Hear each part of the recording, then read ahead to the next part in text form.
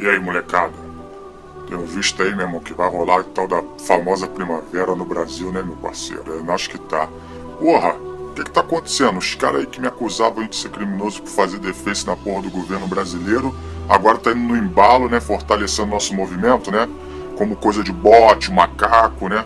Ah, é muito bom saber, né, que agora vocês estão vindo no embalo, né, não? De quem tava tentando lutar sempre pelos ideais, pelos direitos da população brasileira, né? E agora vocês estão caindo aí nessa aí de querer, porra, vamos fazer a nossa parte, que não sei o que, não sei o que lá, né? Galera, abre o olho com esses caras, que eles só são aproveitadores, entendeu? Eles querem, ó, dinheiro, atenção. Eles nunca fizeram porra nenhuma pela população brasileira, enquanto a gente aqui, ó, sempre lutou, meu irmão, entendeu? Sempre lutou pelos ideais, sempre fizemos nossa parte.